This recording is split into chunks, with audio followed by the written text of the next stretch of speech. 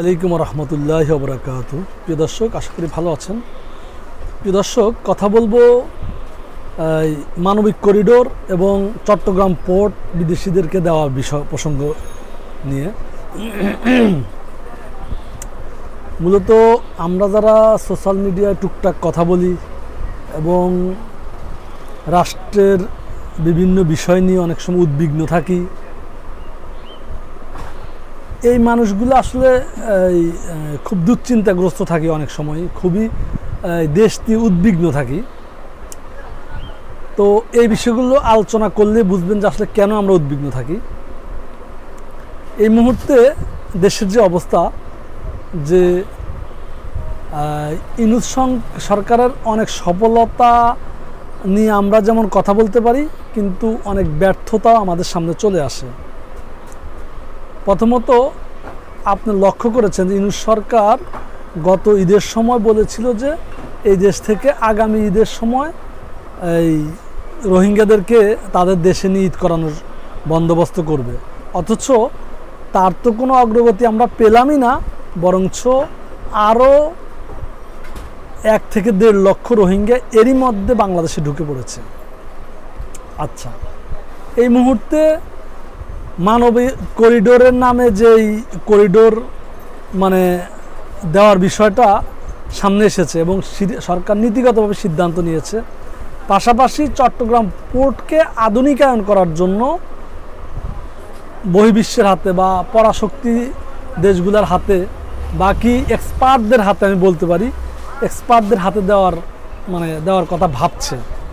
এখন এই বিষয়টা নিয়ে কিন্তু বেশ রাজনৈতিক দলগুলোর সাথে বেশ দ্বিমত তৈরি হয়েছে। রাজনৈতিক দলগুলোর বক্তব্য হলো যে আসলে এই কাজটা আপনার না, আপনি একটা বিশেষ সময়ে ক্ষমতায় আসছেন, নির্বাচন সহ কিছু সংস্কার করতে আসছেন, নির্বাচন সহ কিছু সংস্কার করে চলে যান।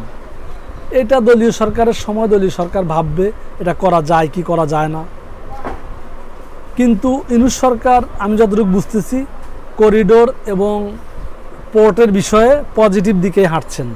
কারণ আপনারা গতকালকে ডক্টর ইউনূস একটা ভিডিও দেখেছেন সোশ্যাল মিডিয়া, উনি ওখানে বলেছে যে আসলে আমরা উদাহরণ দিয়ে বুঝিয়েছেন যে আমরা ডক্টরের কাছে যাই কখন, আমরা বড় বড় অন্য দেশে কেন বড় বড় ডক্টরের কাছে যাই, যখন আমার রোগটা এমন যে আমার দেশীয় ডাক্তার দিয়ে হচ্ছে না, এই জন্যই আমরা এমপি মন্ত্রীরা পয়সাওয়ালারা দেশের বাইরে বড় বড় ডাক্তারদের কাছে যায় অথবা ডাক্তারদেরকে নিয়ে আসি। ঠিক তদ্রূপভাবে আমার পোর্টটা এই মুহূর্তে রুগ্ন, অসুস্থ, তার হৃৎপিণ্ডটা অসুস্থ, তা আমাকে অবশ্যই বড় ডাক্তার দেখাতে হবে, বড় ডাক্তারের কাছে নিয়ে যেতে হবে বা বড় ডাক্তারকে নিয়ে আসতে হবে। আমাকে যদি এই পোর্টের ভালো ফিডব্যাক পেতে হয়, ভালো আউটপুট পেতে হয়। এই কথাটা খুবই যৌক্তিক, উনি উদাহরণটা সুন্দর দিয়েছেন। কিন্তু এই মুহূর্তে রাজনৈতিক দলগুলা, বেশিরভাগ রাজনৈতিক দলগুলোর আলোচনায় বা বেশিরভাগ সাংবাদিক বা সুশীল সমাজের আলোচনাও এখন দেখছি আমি যে ওই দিকেই যাচ্ছে, যে আপনি এই দিকে এত বিষয়ে কাজ করার দরকার নাই। সেই ক্ষেত্রে এই বিষয়টা আসলে নানান ঝামেলা তৈরি করছে। যেমন বিএনপি একটা খুব কৌশল পাবে এই মুহূর্তে যদি এই বিষয়ে সরকার হাঁটে। সেটা কেমন, যদি এখন বিএনপি যেহেতু রাজনীতি নির্বাচনমুখী, সেই ক্ষেত্রে সে নির্বাচন চাইতে গেলে কিছু পাবলিক আছে তার বিরুদ্ধে দাঁড়ায়। এখন কিন্তু সে নির্বাচন চাওয়ার একটা ইস্যু পেয়ে গেছে, সে বলবে যে নির্বাচন আমি চাচ্ছি বা চাচ্ছি না এটা মুখ্য বিষয় না, কিন্তু আপনি যে কাজগুলো করতে চাচ্ছেন এগুলো তো আপনার কাজ না, এই কাজগুলো আপনি কেন করতে চাচ্ছেন। এখানে ডক্টর ইউনূসের আরেকটা ত্রুটি আমি দেখি আমার দৃষ্টিতে, সেটা হলো যে উনি কিন্তু বিভিন্ন বিষয়ে আমরা দেখেছি যে রাজনৈতিক সকল নেতাকর্মীদেরকে ডেকে তাদের সাথে বসে পরামর্শ করেছে, কিন্তু উনি এই করিডোর দেওয়া আর পোর্ট দেওয়ার বিষয়ে উনি এখন পর্যন্ত রাজনৈতিক দলগুলোর সাথে বসেন নাই। উনি কিন্তু পারতেন এটা রাজনৈতিক দলগুলোকে নিয়ে বসে, যে দেখেন বাস্তবতা হলো যে আমি আগামী 6 মাস বা 1 বছর পর আমি থাকবো না, দেশটা আপনারা থাকবেন, আপনারা রাজনীতি করবেন আজীবন। সেই ক্ষেত্রে এই প্রেক্ষাপটে পোর্ট দিলে আমরা এই সুবিধা পাবো, এই সুবিধা আমাদের ভালো হয়, আবার করিডোরে এই অর্থে আমরা দিতে পারি। সেক্ষেত্রে আপনারা আসলে কি বলেন, আপনারা আমাকে সিদ্ধান্ত দেন সকল রাজনৈতিক দল মিলে আমরা আসলে এই পোর্টটা দিতে পারি কিনা বা এই করিডোরটা দিতে পারি কিনা। কিন্তু ডক্টর ইউনূস এখন পর্যন্ত সেই দিকে হাঁটছেন না, সে আলোচনা যাচ্ছেন না। হয়তো বা যাবেন না, কিন্তু এখন পর্যন্ত যে আলোচনাগুলো মার্কেটে আছে উনি কিন্তু রাজনৈতিক দলগুলোকে এড়িয়েই এই দুইটা বিষয়ে সিদ্ধান্ত নিতে যাচ্ছেন। এতে করে বিএনপি কিন্তু ধারাবাহিকভাবেই হুমকি দুমকি দিয়ে যাচ্ছে যে তারা যমুনা দখল করবে, এরকম অনেক বিষয় আছে।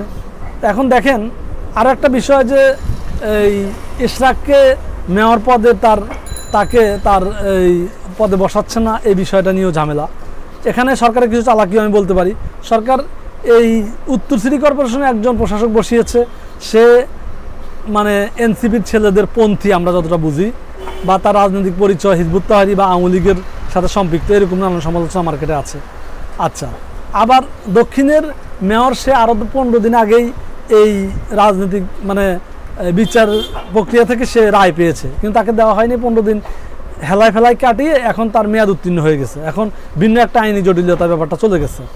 তো এইভাবে যদি প্রক্রিয়াগুলো জটিল করতে থাকে, আমরা দিন শেষে এটা তো বাস্তব যে বিএনপির যেই মার্কেটে আন্দোলন করার যে সক্ষমতা, বিএনপি যদি এখন এই কি বলে যমুনা ঘেরাও করতে যায়, তারা এরই মাঝে একাধিক থ্রেট দিয়েছে যে তারা খুব সম্প্রতি তারা যমুনা ঘেরাও করবে।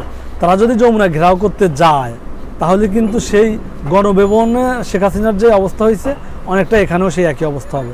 কারণ শেখ হাসিনার প্রশাসন তো অনেক সক্ষম প্রশাসন ছিল, তারাই তো ওই আন্দোলনকে রোধ করতে পারে নাই।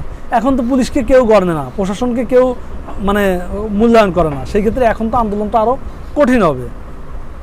সেক্ষেত্রে আমি জানি না আসলে আমরা কোন দিকে যাচ্ছি এবং সরকার কি ভাবছে। সরকারের সাথে জনগণের সাথে বা রাজনৈতিক দলগুলোর সাথে দূরত্ব তৈরি হচ্ছে প্রতিনিয়ত। এগুলো আসলে মানে রাজনৈতিক সংকট তৈরি হওয়ার ব্যাপার দেখা যাচ্ছে।